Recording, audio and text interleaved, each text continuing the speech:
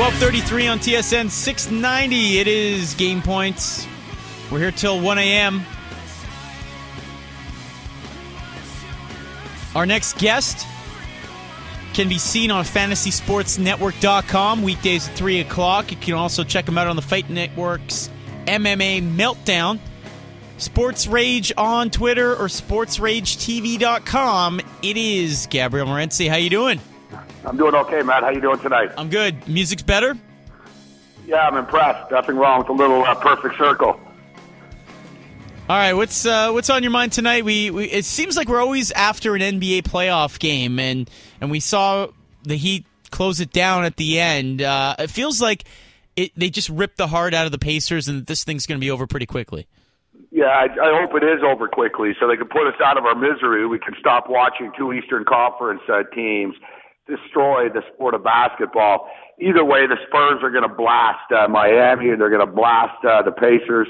I hope Miami gets through so I get a better series price on San Antonio. San Antonio is going to get revenge for last year on Miami. They were the better team last year in the series. They let it get away from them. This time, San Antonio will have home court advantage. And they dropped the 2-3-2 format this year. It's been a long time. It's a stupid format. It was ridiculous that they had that 2-3-2 format. It actually played into the hands of the road team. San Antonio is going to have 2 games at home and 2 games on the road. I think the 2-3-2 format is an advantage for San Antonio with it being the home team this year. And San Antonio will beat Oklahoma City. It's too bad Ibaka's hurt, but hey, it's a cold world, just as Carey Price gets hurt. But yeah, Miami will get through the Pacers most likely, Matt, but San Antonio is going to get it done in the finals. Gabriel, when you look at the Spurs series against the Thunder, I think the fact that Serge Ibaka is now playing for the Thunder has hurt the Thunder's chances to potentially make this a series against San Antonio. Would you agree with that? Yeah, I think they were already in tough even without Ibaka. With Ibaka, they were in tough, Mo, but without Ibaka, just what he does defensively, only Anthony Davis had more block shots. He's that third option for them offensively as well. I mean, look, the starters on the Thunder scored 5 points besides Westbrook and Durant. And as good as these two guys are, and I'm big fans of both of them, as good as they are, even if they put up 70 points combined, and I expect them to do that tomorrow, actually. I think they're going to put up a ton of points tomorrow, but they just don't have enough production. They're already kind of handicapped as it is offensively with Derek Fisher on the floor. They're already handicapped offensively with Steven Adams on the floor. He's just a kid. I mean, he's good. He's tough. He gets a couple of rebounds, but the kid can't score. I mean, you're lucky to get 5 points from him. They're just offensively challenged, Mo. They're in tough. It's too bad because in a league in which so many players don't care, I don't know if anybody cares more than Westbrook and Durant do, but they just keep on coming up short. I think they need to make a coaching change, to be honest, but the fact that Ibaka gets hurt will probably buy Brooks another year there. And Kevin Ollie just re-upped at UConn, so that's out of the equation. What about the lottery that went down tonight for the NBA draft? You got a 1.7% chance for the Cavs, and they actually land the top pick. Who would you take if you're the Cavs? Well, first off, I'm sick of Cleveland getting the top pick. And I think, we can they stop crying about LeBron James leaving now? I mean, you guys get the pick every year, first overall pick every year in the NBA draft. You just got Johnny Football. So I think Cleveland sport fans can settle down about them getting screwed all the time. I sympathize with Cleveland sports fans. They haven't won a major championship in forever. But at the same point in time, I don't know if it's a cursed city or they just don't draft properly.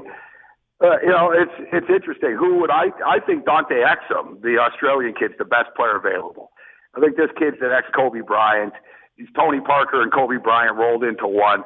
Being a degenerate gambler, I've actually seen this kid play a lot as I've wagered on international Australian games. And I watched the under-19 tournament that he's in. I've watched him play numerous times in international competitions. And this kid's the real deal. And it's funny because he's kind of Kobe-ish, didn't go to college. His father played professional basketball. A lot of similarities, and lo and behold, Kobe Bryant's agent, I think it's Rob Petrinka, his name is, whatever, close enough. But whatever, Kobe Bryant's agent is actually this kid's agent as well. He's been working out in Los Angeles at Kobe's gym. He's sort of being groomed. The Lakers would like to get this kid, but of course the Lakers would like to get a top, they would have liked to get a little bit better than the 7th pick and try to flip it to Minnesota to get Kevin Love because they got no leverage at all to pick up Kevin Love, and they desperately want to get him. Gabriel, when you look at Exum, of course, being the guy that you like, I like him too as well. But if you're the T-Wolves, would you dangle Kevin Love for the first overall pick to Cleveland, who may need some veteran help for their front court? Yeah, of course, hypothetically that makes sense, Mo. But the fact of the matter is, Kevin Love, there's 2 chances of him signing in Cleveland, and that's slim and none, right? I mean, it's not happening. He's not leaving Minnesota because he's unhappy to go to the Cleveland Cavaliers.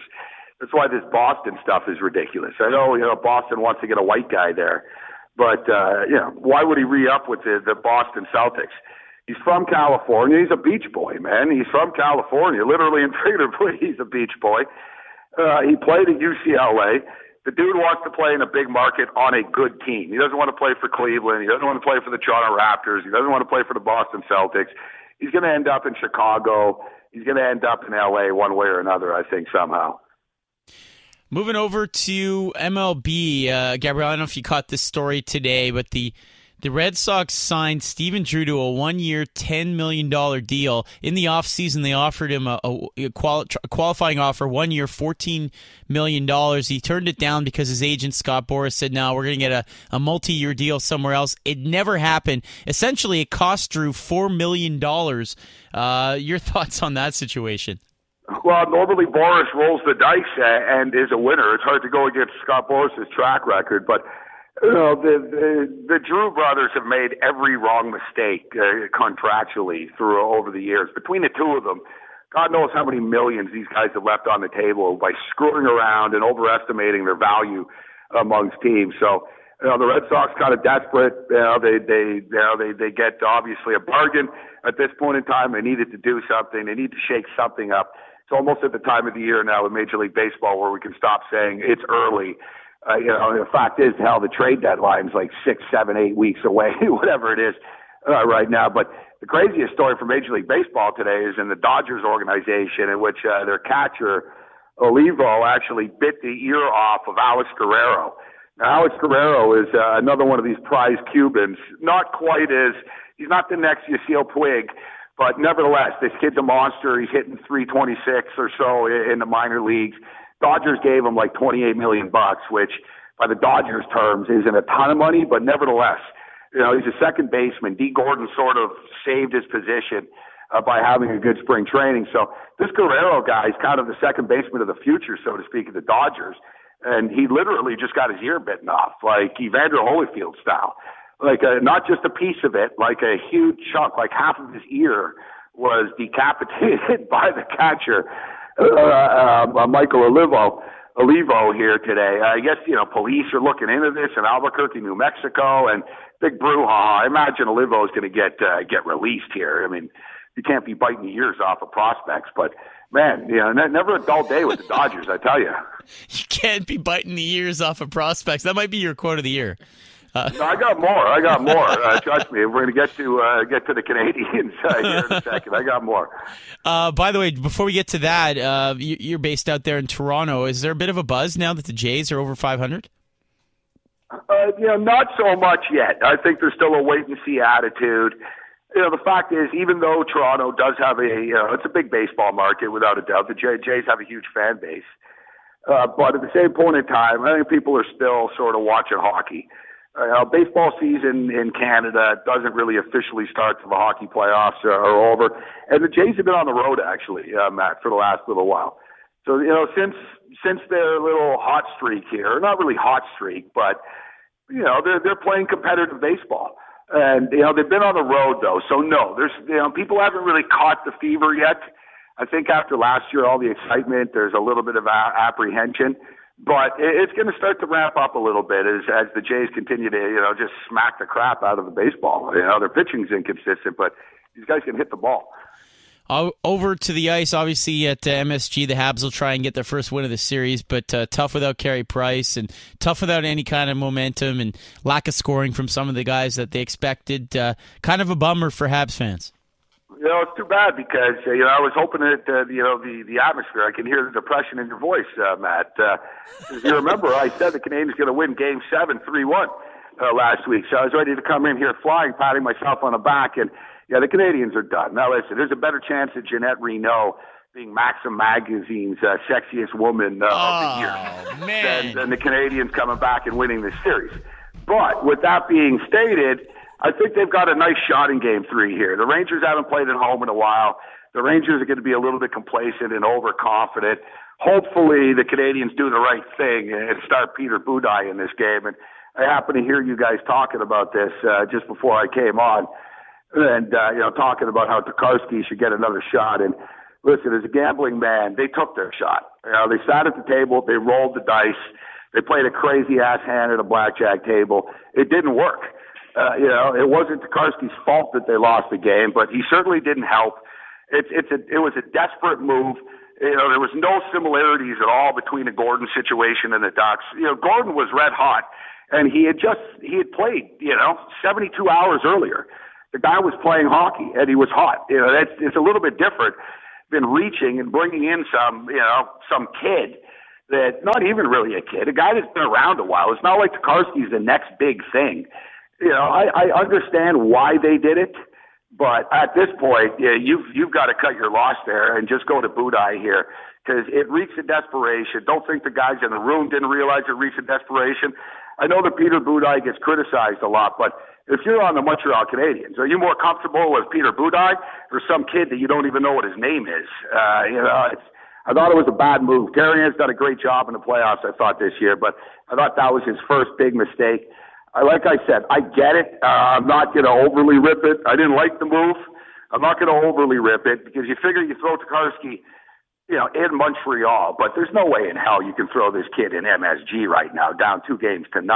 You want to waste everything the Canadians have accomplished by, putting it in the hands of some kid that's not even on the freaking team. This is like, house league hockey. And, I played hockey at NDG, and, sometimes when, the goalie on the older kids, the midget team, can't show up, they call up the kid from Bantam or whatever. But, this is the Stanley Cup playoffs here. There's a trip to the Stanley Cup finals on the line. You can't be rolling the dice with some kid that's not even that good. I mean, I know everybody in Montreal gets blinded, and, you hope for a Steve Penny reincarnation, but Steve Penny and Bunny Larocque played for the Canadians a long time ago, and Tokarski's not the next Steve Penny or Bunny Larocque. It was a gamble. It didn't work. It's not his fault they lost. The Rangers have been a better team. Canadians got a little complacent.